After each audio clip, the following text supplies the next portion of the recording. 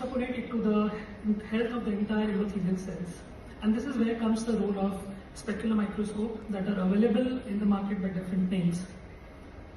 As we all know that with age, there is significant decline in the number of endothelial cells.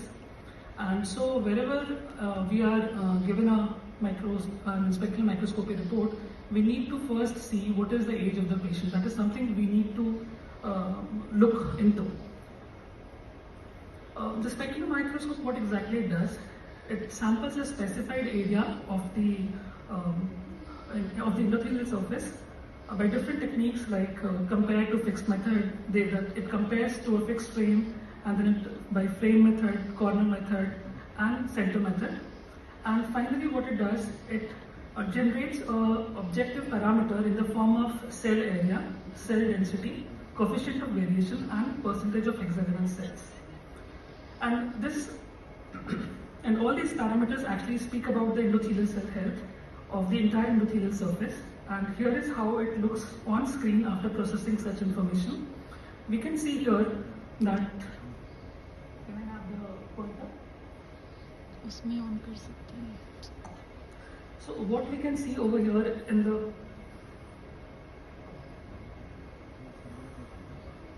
yes, here in this window we can see that we have the specular image of right eye and the left eye, and we can see that the specular microscope has sampled almost 281 cells and for the right eye and 285 cells in the left eye, and then extrapolated the findings, the data, to give following information. Like it has given a cell density of around 3014 cells in the right eye and 2998 in the left eye.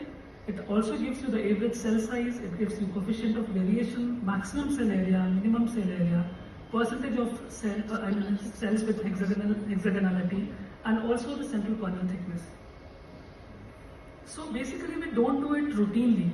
The specular microscopy is largely reserved for the situations like wherein we suspect endothelial disorders or the patient is already having an established endothelial disease. In patients who are older and with hard cataract, and we are planning cataract surgery in those patients. In patients where we are planning for phakic intraocular IOL implantation. And of course, in eye banks, people doing specular microscopy before sending the corneal tissue to the corneal surgeons. And of course, during the follow-up post-surgery, corneal transplantation has already been done, and now as a follow-up, specular microscopy is mandatory, because this is how you prognosticate that how long the graft is going to last.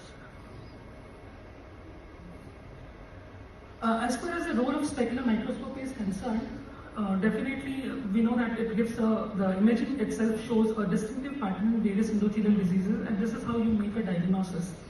Apart from this, it also has its implication on therapeutic decision making as well, because there are patients where we, in our daily practice, we come across and we see that there are patients where the endothelial cell count is less than 1000 cells per millimeter square, and we are planning for cataract surgery. And we know that sooner or later these patients are going to go into corneal decompensation, so we can plan a triple procedure in such patients. So this is where the role of specular microscopy comes into picture. Again, there are other situations also wherein, like patients, we have already paucity of tissues, patients with Fuchs endothelial corneal dystrophy, central confluent guttae, and the visual symptoms are largely because of the confluent guttae that is there in the central cornea. So in those cases also, if the peripheral count is more than 1000 cells per millimeter square, we can go ahead with desmatorexis without endothelial keratoplasty. So these are just to give you an example as to how therapeutic decisions are also influenced because of with the help of specular microscopy. So now I would like to take you through various clinical scenarios wherein of various endotheliopathies. The first is the Fuchs endothelial corneal dystrophy, wherein I will show you 3 cases of Fuchs endothelial corneal dystrophy.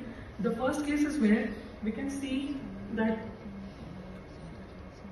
here we can see that the cornea is, here we will be correlating the clinical picture with that of the specular images.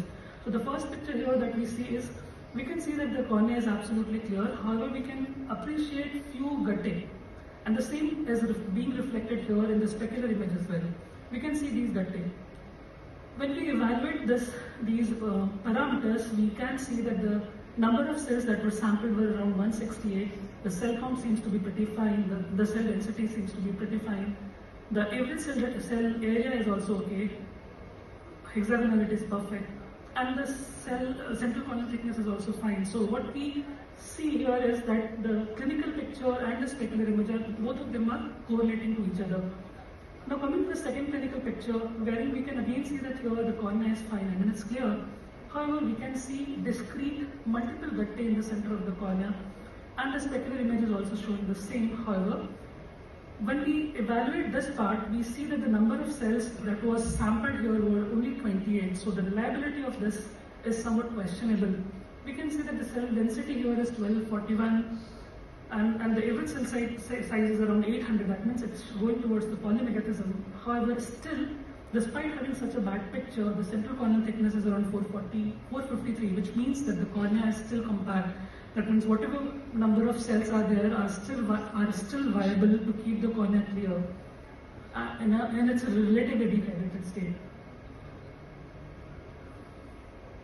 Now coming to the third clinical picture of again Fuchs endothelial corneal dystrophy, wherein we can see that the cornea seems clear. However, there is confluent gattae involving the central part of the cornea, and this is the specular image, wherein we can see that we cannot see any of the cells. However, the specular has somehow identified 25 cells, the cell density of 682, which is pretty less.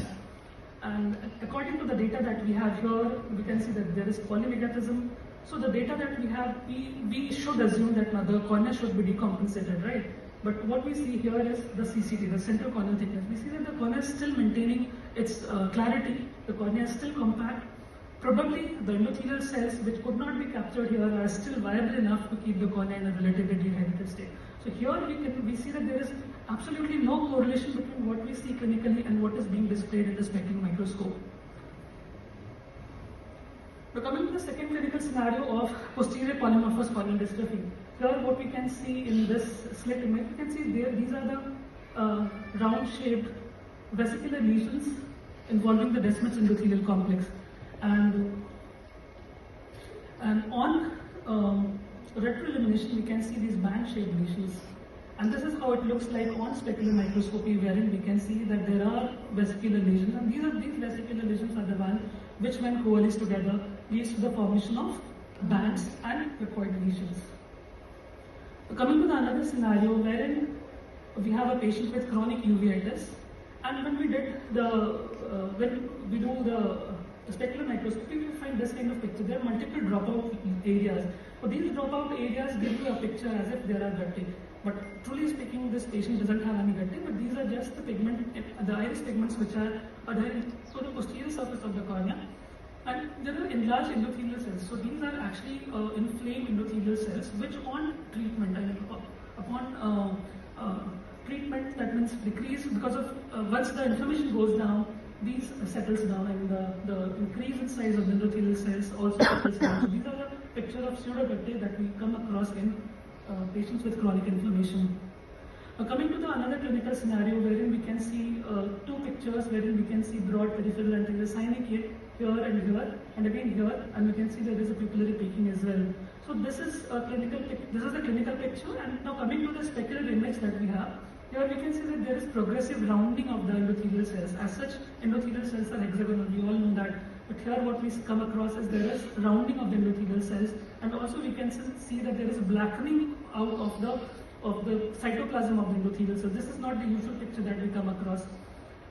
In this picture, what we can see, I will zoom it. So what we come across here, that there is blackening of the cytoplasm, but the edges are more whitened out. So there is a reversal in the pattern, and this is often we come across in patients with iridocorneal endothelial syndrome. Now coming to the last clinical picture, wherein we can this is a picture of a patient who had a DSEC for some reason, some endothelial issues 10 years back, and now the patient has again started complaining that the morning vision has gone down significantly, specifically in the morning, but it clears over a period of time, over the day. This is how somehow the specular images could be captured, and we can see that there is significant increase in the cell size, the cell count, the cell density is pretty low. The average cell size is very high. That means saying that there is polymorphism. And the central corneal thickness is 630. That itself means that the nerve cornea has already started to decompensate. So there is impending corneal decompensation. So we talked about the different clinical scenarios in different diseases, how specular microscopy helps you make a diagnosis, but there are certain limitations to it. If the quality of the image is good or fair quality, we can say that the clinical picture and the specular image can correlate to each other. However, when the quality of image is poor, you just need to take the specular microscopy reports with a pinch of salt, and you need to go back and see the patient again, because this is where there is no correlation that we could establish in the patients. And of course, the corneal curvature also affects significantly the specular image that you capture, because more curved the cornea, lesser will be the cells that will be sampled. So with this, I would like to take you to the take-home message that an isolated report of specular microscopy is less informative, and a clinico-specular correlation is always needed. With this, I would like to conclude. Thank you.